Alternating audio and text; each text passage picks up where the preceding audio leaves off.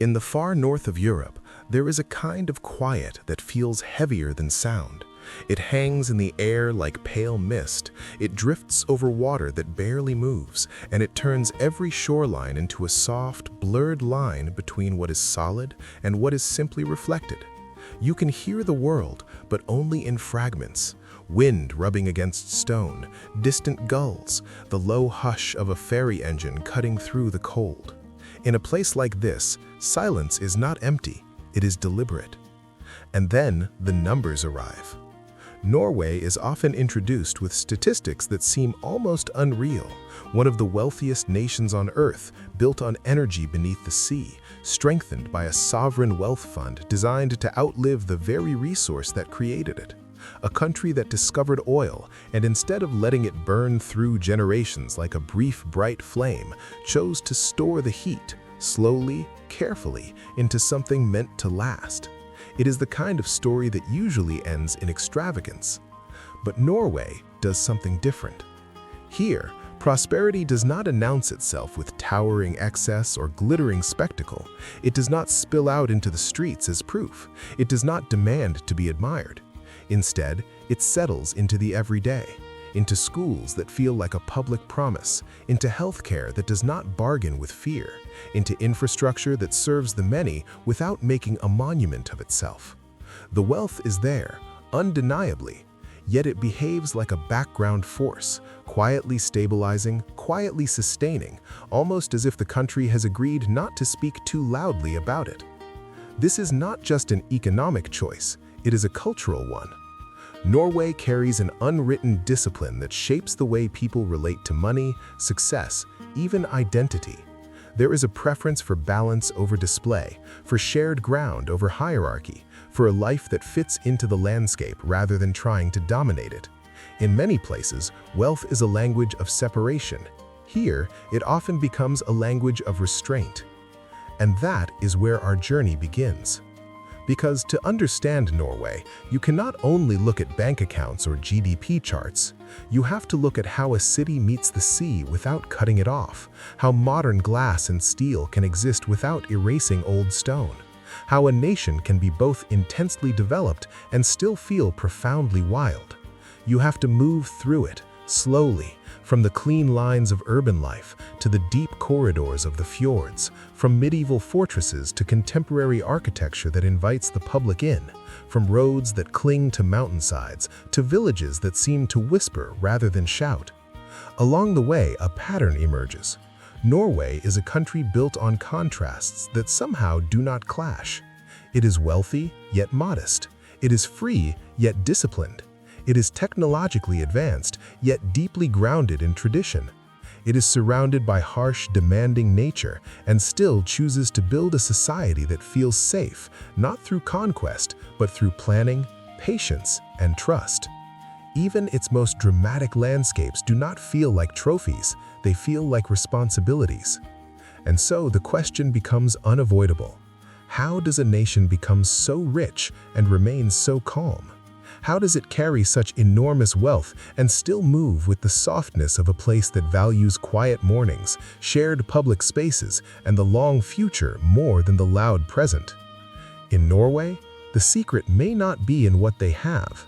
It may be in what they choose not to show.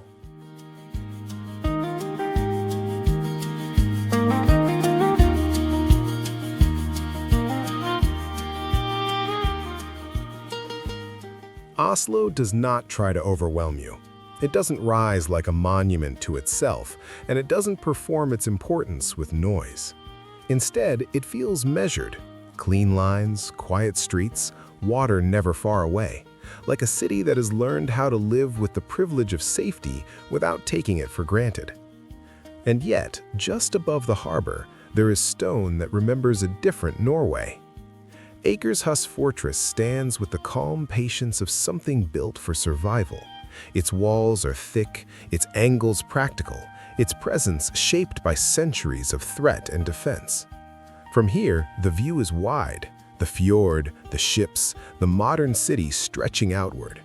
It is a perspective that makes history feel physical. You could almost sense the old logic of protection, of guarding what matters, of holding the line against the unknown, of believing that security is never permanent. The wind up here is sharper. It presses against the stone as if testing it, the way time has tested it again and again. But Oslo today is not a city that hides behind walls. As you move down toward the waterfront, the atmosphere changes almost without you noticing. The fortress remains behind, still watching, still silent, but now the streets open. People pass by with a casual steadiness, commuters, families, cyclists cutting through the morning air. There is order here, but it is not rigid. It feels lived in, practiced, almost natural, as if the city's calm is not an aesthetic choice, but a shared agreement. Then the opera house appears, white, bright, and strangely gentle. It sits beside the water like a piece of landscape that decided to become architecture. The building does not demand distance. It doesn't place itself on a pedestal. Instead, it offers its roof like a public path, sloping upwards so that anyone can climb it, walk across it, stand at the edge and look out over the fjord.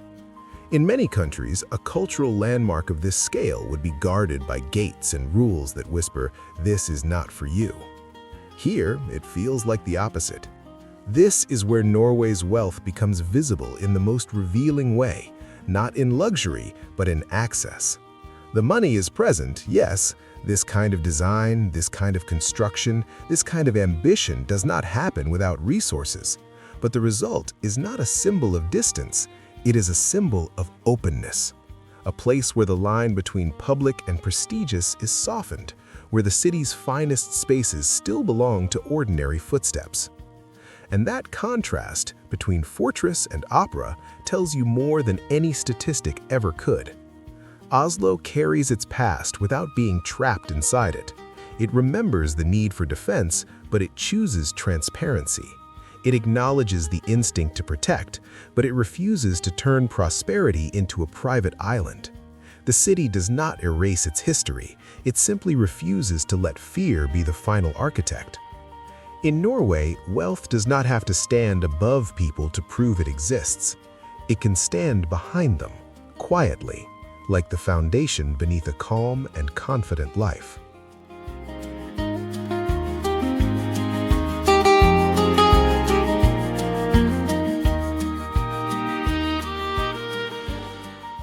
There are places where nature feels like scenery, something framed for the human eye, something arranged to be consumed quickly and forgotten just as fast. And then there are places like Geiranger Fjord, where the landscape does not ask for your attention, it simply takes it. The fjord opens like a long, dark corridor carved into the earth, bordered by walls of stone that rise so steeply they seem to reject the idea of footing. In certain light, the cliffs look almost blue, as if the cold has stained them from the inside. The water below is not only calm, it is precise. It mirrors the mountains with such clarity that you begin to lose track of what is real and what is reflection, as if the world has been folded in half and pressed together. And somewhere along the edge, small houses appear, tiny, quiet marks against all that scale, villages that seem less built than placed, as if people learned to live here by asking permission. The boat moves slowly, not because it must, but because anything faster would feel disrespectful. The air cuts clean through your lungs, and every sound carries. The soft slap of water against the hull, the distant rush of a hidden stream, the wind sliding down the rock faces. Even the voices of tourists become smaller, more careful, as if the fjord has altered the volume of the human world. In Geiranger Fjord, you don't simply look, you listen. And then, from high above, the Seven Sisters appear. 7 separate ribbons of water spill down the cliffside in parallel, thin and bright against the dark stone. They change with the season, sometimes delicate like threads, sometimes loud and heavy after rain, but always they seem to fall with the same patient inevitability, as if gravity here is not a law, but a ritual. Norway has never been shy about myth, and in a place like this, the mind understands why. The Seven Sisters invite stories because they look like a story already in motion. 7 figures caught mid-descent, 7 lives running side by side without touching. Legends talk about romance, about pursuit, about longing turned into water. Whether you believe any of it doesn't really matter. The point is that the landscape makes room for imagination, and that imagination, in turn, makes the landscape feel even older than stone. But beneath the poetry is something else, a national instinct that recognizes rarity. In many parts of the world, beauty becomes a resource. It is packaged, sold, overcrowded, drained of meaning. Here, the attitude feels different. Norway does not treat places like Fjord as disposable attractions. It treats them as inheritance, something borrowed, something held in trust, something that must remain intact for the people who have not arrived yet. This is not accidental.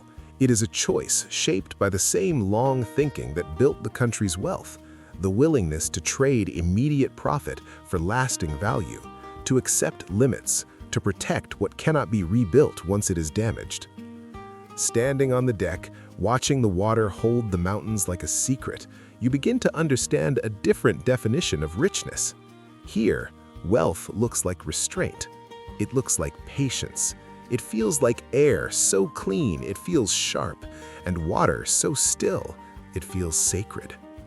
And above all, it looks like quiet.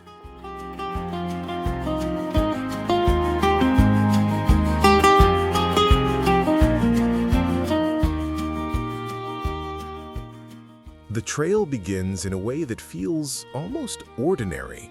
Packed earth, scattered stones, a forest that smells of wet pine and cold soil. But the farther you climb, the more the world simplifies. Trees thin out, the air sharpens. The horizon opens like a curtain being pulled back, revealing distance in every direction. And then you arrive at Preikestolen. It is not a peak in the dramatic sense. It is a table of rock, flat, broad, and improbably clean at the edge, hovering above a drop so sheer that your stomach understands it before your mind does. The fjord below looks quiet, almost gentle, but from up here, it becomes a reminder of scale. The water is far, the cliffs are vertical, and the space between you and the bottom feels like a single breath that lasts too long. What surprises many people is not the height. It is the absence. No rails, no fences, no glass barrier separating you from the void. Just stone, wind, and your own judgment. In a world increasingly padded and protected, Preikestolen feels like a statement. You are allowed to be here, but you are also expected to know what you are doing. You hear your boots scrape, you feel your heartbeat rise. The wind doesn't politely pass by, it pushes, testing your balance, tugging at your jacket as if to remind you that nature is not here to accommodate you. And yet, people come. They sit near the edge, they take photos, they breathe in the cold until their lungs burn slightly, then smile as if they've remembered something important. Perhaps they have. Because this is not only a view, it is an education in responsibility.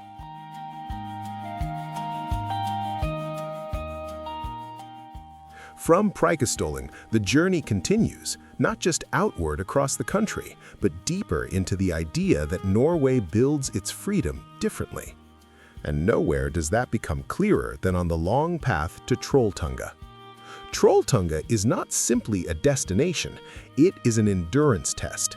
The hours stretch across kilometers, over rock and mud and snow patches that refuse to melt even when the season changes. The weather is a living thing here. Sunlight can turn to fog in minutes, and wind can arrive like a door suddenly thrown open. Your legs begin to measure time in effort. Your breath becomes a rhythm. The world narrows to the next step, the next rise, the next stretch of trail. And all the while, the legend lingers in the name. Trolltunga, the troll's tongue, a piece of stone that juts out over the lake like a challenge.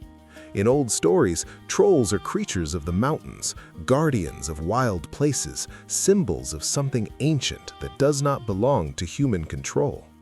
Whether or not anyone truly believes them anymore, the myth still shapes the experience.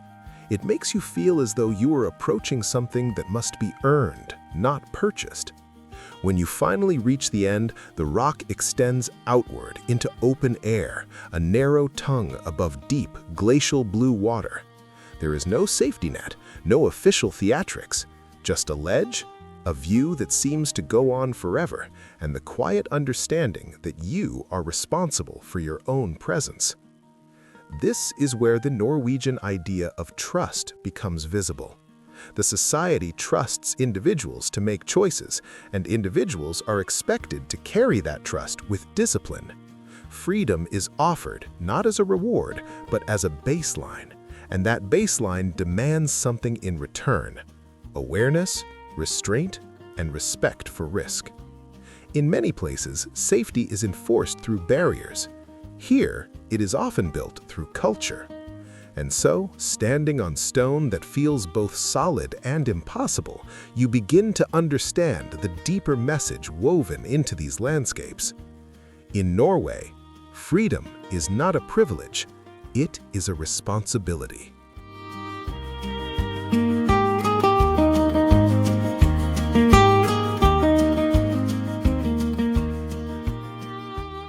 In Oslo, it doesn't take long to leave the city without ever feeling like you have escaped it. The transition is subtle. One moment you are moving through clean streets and modern facades, and the next you are climbing toward a horizon of trees, where the air feels cooler and the silence becomes more textured. Norway does not place nature at the edge of life, it threads it through the center. High above the capital, Holmenkollen rises like a signature written against the sky. The ski jump is modern in form, sleek, engineered, unmistakably contemporary, but the story it carries is older than the steel that holds it. Here, skiing is not a sport imported for entertainment, it is history, it is identity, it is the memory of people moving across snow not for recreation, but because winter demanded it. Over time, what began as necessity became tradition, and tradition became pride. Standing near Holmenkollen, you can feel how a nation turns climate into culture. The view stretches across Oslo and the fjords beyond, a reminder that the city lives in conversation with water and forest at the same time. And nearby, the ski museum quietly reinforces the point. This is not just about winning, it is about belonging, about continuity, about the idea that the Norwegian relationship with the outdoors is not a weekend hobby, it is a kind of national rhythm. That rhythm shows itself everywhere, on trails that begin almost casually at the edge of neighborhoods, on families walking with steady pace, children in bright jackets, dogs cutting paths through the snow or mud, on cyclists and runners who treat cold air as normal, not something to avoid. There is an ease to it, as if going outside is not an activity, but a default setting. And then the city ends and the forest begins, without drama. In many places, the boundary between urban life and wilderness is sharp. Highways, fences, long drives, the feeling of going away. In Oslo, it can be a short ride, a short walk, a gentle climb. The trees arrive like a quiet crowd, and suddenly you are inside a world of moss, pine needles, and soft ground that absorbs your footsteps. This closeness changes everything. It means nature is not a distant ideal, it is a neighbor. And in Norway, neighbors are treated with respect. Sometimes that respect becomes literal. Moose and red deer are not mythical creatures here. They are part of the living landscape, moving through the same forests that sit beside modern homes and train lines. Their presence is a reminder that the land still belongs to itself, that even in a wealthy, organized society, there are places where humans are not the main character. There is something deeply revealing about this. Because a country can be rich and still be restless. It can be developed and still be disconnected, floating above the ground it stands on. Norway's strength is that it refuses that separation. The prosperity is real, but it does not pull people away from the soil, from weather, from the quiet discipline of outdoor life. If anything, the stability of the system seems to give people permission to live more simply, to spend time where life is slower and more honest. Holmenkollen, in that sense, is more than a landmark. It is a symbol of how Norway keeps tradition alive without turning it into a museum piece, how it moves forward without cutting ties, how it allows modern life to exist and still leaves room for snow, for forest, for silence. In Oslo, the city does not swallow the wilderness. It makes space for it.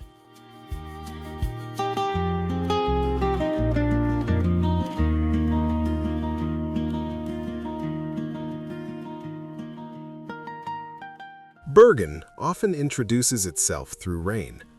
Not the dramatic kind, but a steady, persistent drizzle that darkens the stone streets and softens every color it touches. Roof tiles glisten. Wooden walls absorb moisture and deepen in tone. The harbor reflects a sky that rarely feels entirely finished. In Bergen, weather is not an inconvenience, it is part of the personality of the place.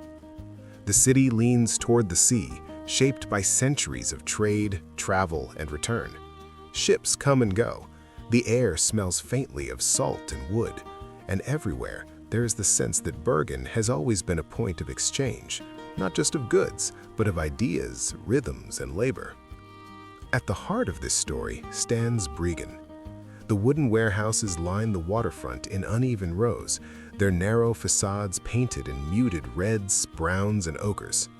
They look fragile at first glance, as if a strong wind or a careless spark could erase them entirely.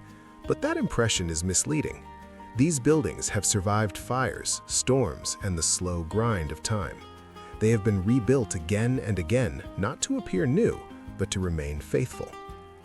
Bryggen was once a center of the Hanseatic League, a powerful network of merchants who controlled trade across northern Europe.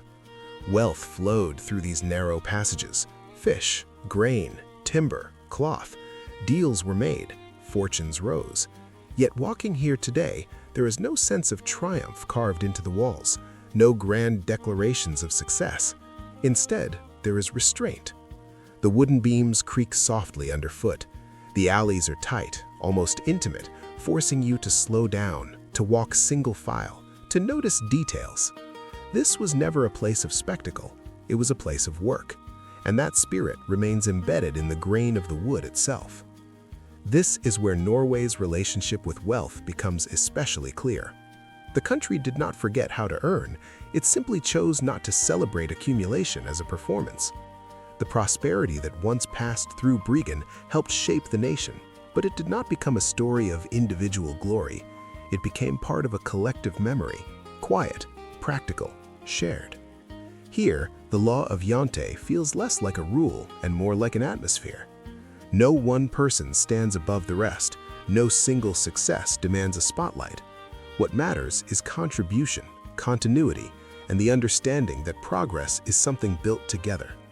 In Bergen, history reinforces this idea not through slogans, but through space, through architecture that refuses to shout, through materials that age instead of being replaced. And so Bryggen endures, not because it is preserved behind glass, but because it remains useful. Shops, workshops, small businesses still operate within these wooden frames. Life continues inside them, adapting gently rather than erasing what came before. This is not nostalgia, it is discipline. A discipline that values durability over display, memory over monument. A discipline that understands that true wealth is not proven by how loudly it announces itself, but by how well it holds up when exposed to time, weather, and use. In Bergen, no one tells you how rich the past was. They simply show you how long it has lasted.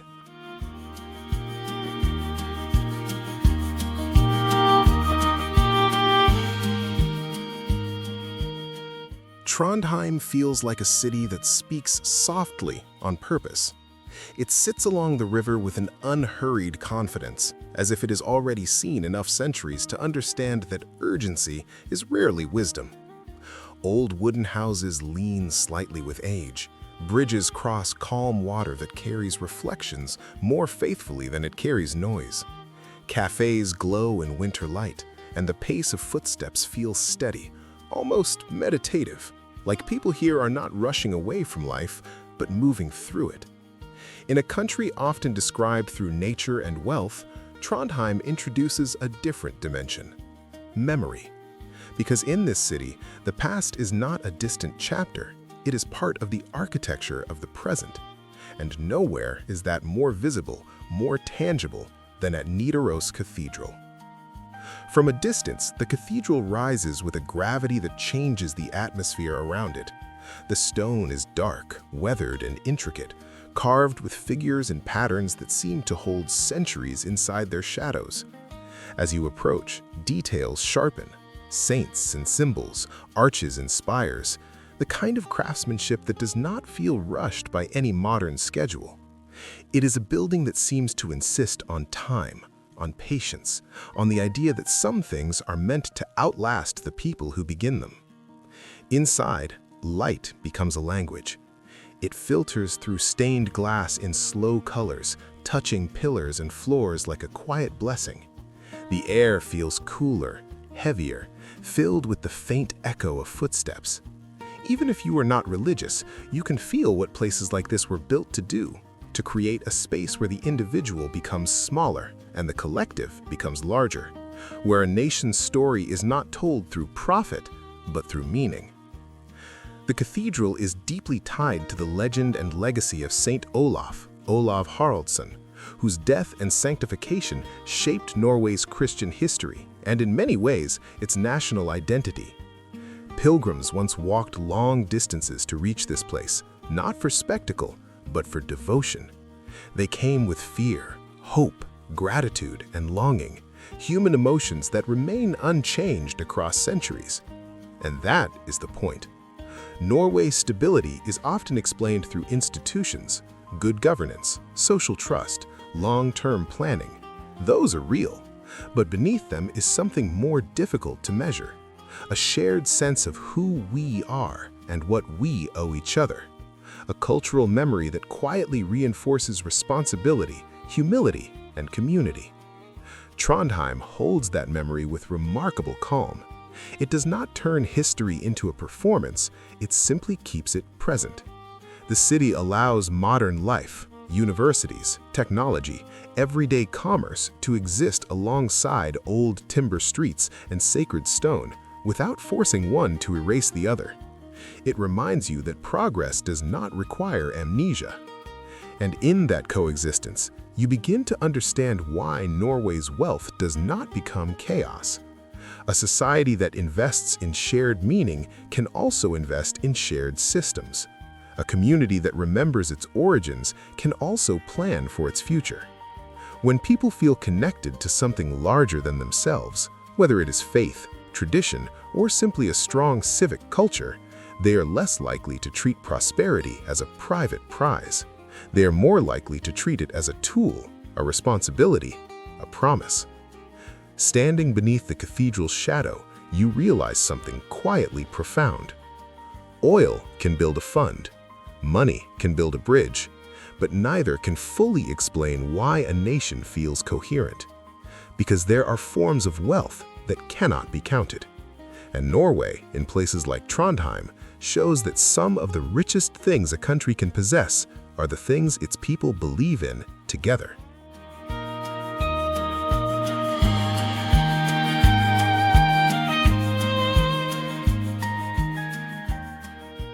In Norway, distance is never just a number on a map.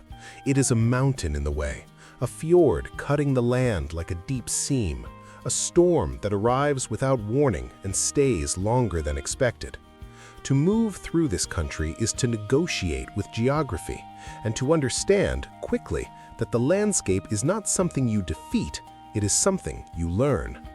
That is why Norway's infrastructure feels less like conquest and more like conversation. One of the clearest examples lies beneath the mountains, the Lærdal Tunnel. It is long, so long that it changes your sense of time. As you enter, daylight disappears and the world becomes headlights, asphalt, and the soft hum of tires. But the tunnel is not simply a dark tube carved through rock. It is designed with psychology in mind. Sections of lighting shift in color and rhythm, creating visual breathing spaces to reduce fatigue, to keep the mind alert, to prevent the hypnotic effect of endless darkness. It is engineering that understands the human body, not just the mountain. And when you finally emerge, the contrast is almost shocking. Air, sky, open space, like being given the world back. Farther west, the Atlantic Ocean tells a different story. The Atlantic Road is famous not because it is the longest or the tallest, but because it sits so close to the sea that it seems to accept the ocean's moods as part of its design. Low bridges arc between small islands, and on calm days, the water can look almost playful, reflecting sunlight like scattered glass. But when storms arrive, the road becomes something else entirely. Waves rise and crash near the edges, wind pushes against cars, and the horizon turns into a moving wall of gray. Here, nature is not a background, it is a collaborator, and sometimes an adversary. Yet the road remains, not because it dominates the sea, but because it respects what the sea can do. It is built to endure exposure, to be tested, to live with risk rather than pretending risk can be erased. And then there is Trollstigen, a name that already sounds like legend, the Troll's Path. The road climbs through steep terrain in tight hairpin turns, 11 of them, each curve carved with precision into rock that looks as if it could swallow vehicles whole. Mist drifts across the mountainside, sometimes hiding the next bend until you are almost inside it. Waterfalls slice through the air nearby, feeding the sense that everything here is in motion: stone, water, cloud, gravity. Driving Trollstigen does not feel like passing through a landscape. It feels like being permitted to borrow it briefly. And that is the key to understanding Norway's approach. These roads and tunnels are impressive, yes, they require resources, planning, and extraordinary labor, but they do not exist to prove human superiority. They exist to connect communities, to shorten isolation, to make daily life possible in a place where daily life would otherwise be separated by natural barriers. Norway builds not to conquer nature, but to continue living within it. That philosophy mirrors the way the country treats wealth itself, as a tool for stability, not a trophy for display. Infrastructure becomes a form of quiet generosity, an investment that serves the many year after year without demanding admiration. And if you pay attention, you can see the pattern. The most remarkable projects here are not the ones that scream, "Look what we can do." They are the ones that whisper, "We need to keep going." In Norway, the land is never tamed. It is met with humility, with intelligence, and with the patient skill of a society that knows how to move forward without tearing what surrounds it. Norway does not break nature. Norway learns how to travel with it.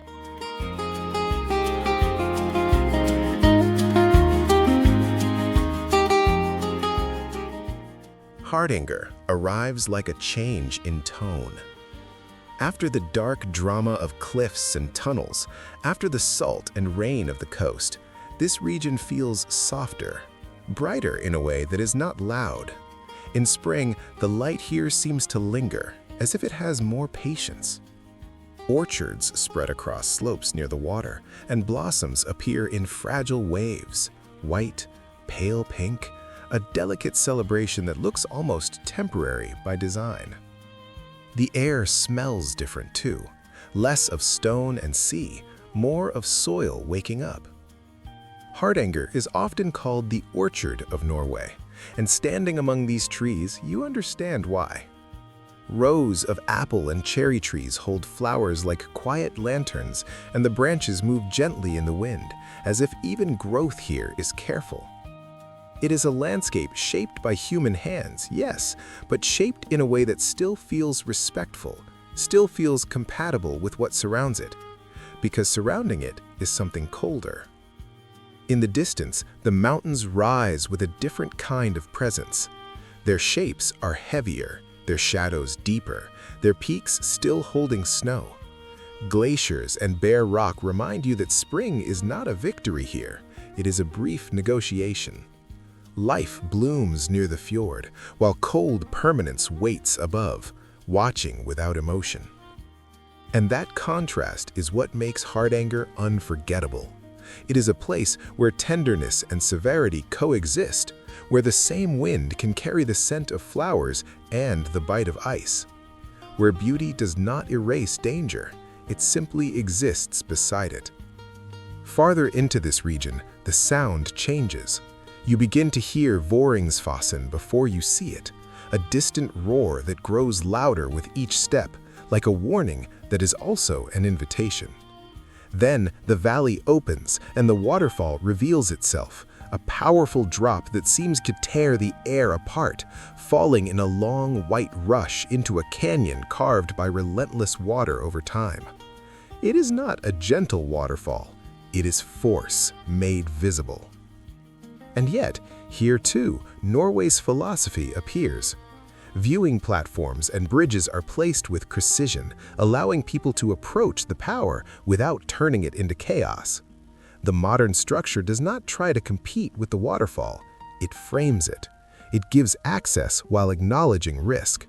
It says in a quiet way, you may come close, but you must come close thoughtfully.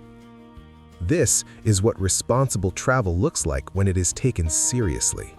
Not just signs and rules, but design, planning, the understanding that nature is not a theme park, that the goal is not to consume the landscape, but to encounter it, without leaving scars. Hardanger's orchards, Vordingsfossen's roaring drop, the glaciers above and the blossoms below, all of it becomes a lesson in management, not in domination. Norway protects these places because it understands a simple truth. What makes them valuable is also what makes them vulnerable. And so the country chooses balance.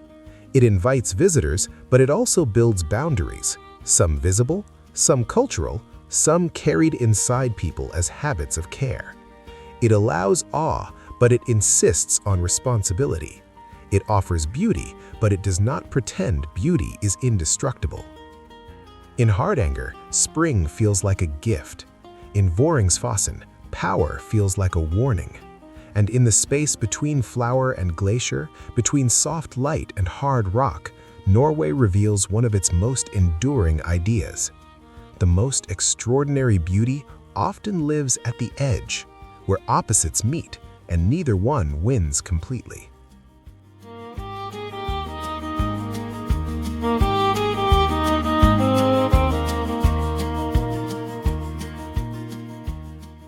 In the north, the light behaves differently. It stretches, it fades, it returns in strange angles, sometimes barely rising above the horizon, sometimes refusing to set at all. And under that unfamiliar light, Norway's final landscapes feel like a conclusion written by nature itself. Not gentle, not decorative, but honest. Lofoten is the first statement. From the sea, the islands rise abruptly, granite mountains shaped like dark teeth, sharp against a sky that changes mood by the minute. Small fishing villages cling to the edges of this drama, their red roerbur cabins standing out like punctuation marks on the shoreline. Racks of fish hang to dry in the cold wind, a reminder that survival here was never romantic. It was work, repetition, patience, tradition carried forward because it had to be. And yet the result is breathtaking. In rain, reflections turn the fjord into a mirror, and the village looks almost unreal, too perfectly placed between water and mountain. But the beauty is not polished. It is raw, weathered, and alive. It carries the smell of salt and wood, the quiet labor of fishing, and the sense that the landscape will always be bigger than the people inside it. Then, in a place called Henningsvar, you find something unexpectedly tender, a football stadium. It sits on a small cluster of rocks, surrounded by sea, framed by mountains, modest in size, almost simple in structure, and yet famous for the way it symbolizes what Norway does best: community, participation, shared effort. The stadium is not grand, but it is unforgettable because it proves that meaning does not require scale. Sometimes it only requires people showing up for each other. Farther north, Tromsø becomes a city of winter and wonder. Here, the polar night can last for weeks, and the sky becomes the main storyteller. On clear evenings, the aurora can appear like a living curtain, green, shifting, silent, turning ordinary streets into a stage for something cosmic. And out in the cold waters, orcas follow the herring, dark shapes moving beneath the surface, reminding you that this region is not only beautiful, it is intensely alive. But the farther you go, the less forgiving it becomes. Svalbard feels like the edge of the human world. Longyearbyen stands in a place where the rules are not negotiated. The cold is absolute. The landscape is spare, almost lunar, and the presence of polar bears changes the meaning of daily life. Here, safety is not assumed, it is practiced. People carry responsibility in visible, literal ways because nature does not tolerate carelessness for long. Yet, even here, Norway's long thinking remains. In the permafrost outside Longyearbyen is the global seed vault, a quiet structure built not for today's headlines, but for tomorrow's emergencies. It holds seeds from around the world, a backup of biodiversity, a final insurance policy in case the systems we depend on fail. It is not a symbol of fear, it is a symbol of planning, an act of humility that admits the future is uncertain and therefore deserves preparation. And that is where the documentary's truth settles. Norway is wealthy, yes, but the deeper story is what it does with that wealth. It invests in stability rather than spectacle. It builds systems that protect ordinary life. It chooses sustainability because it understands that the most valuable things, clean water, intact ecosystems, social trust, cannot be replaced once broken. It hides its wealth not because it denies it, but because it refuses to let money become the loudest part of the national identity. In the north, where light is strange and nature writes the rules, that choice feels especially clear, because the greatest power here is not financial. It is the discipline to think long, to act carefully, and to keep promises, both to people and to the land. And in the end, perhaps that is Norway's secret, a rich country that decided the future was worth more than the display.